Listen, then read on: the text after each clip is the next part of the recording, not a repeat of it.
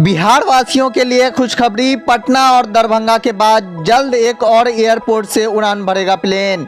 बिहार में दरभंगा एयरपोर्ट के बाद अब गोपालगंज का सबिया एयरपोर्ट चालू होने जा रहा है। केंद्र सरकार ने इस एयरपोर्ट को उड़ान योजना में शामिल किया है। यह एयरपोर्ट फिलहाल रक्षा मंत्रालय के अधीन है। एयरपोर्ट को चालू करने के लिए रक्षा मंत्रालय की टीम 4 जनवरी से पहुंची है। सबिया एयरपोर्ट की जमीन की सर्वे हो रही है। निरीक्षण करने पहुंचे डीएम डॉक्टर नवल किशोर चौधरी ने रक्षा मंत्रालय के अधिकारियों से जमीन के नक्शे को बारीकियों से देखा और एयरपोर्ट की जमीन कहां तक है इसके बारे में अधिकारियों से पूरी जानकारी ली। डीएम ने एयरपोर्ट के रनवे और अतिक्रमण किए गए इलाकों का निरीक्षण किया।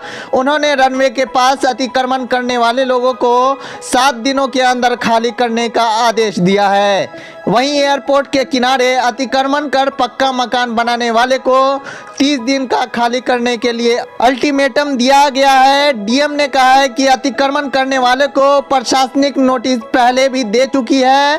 पुलिस डुगडुगी बजाकर लोगों से अतिक्रमण किए गए सबिया एयरपोर्ट की जमीन को खाली करने के लिए बोल चुकी है।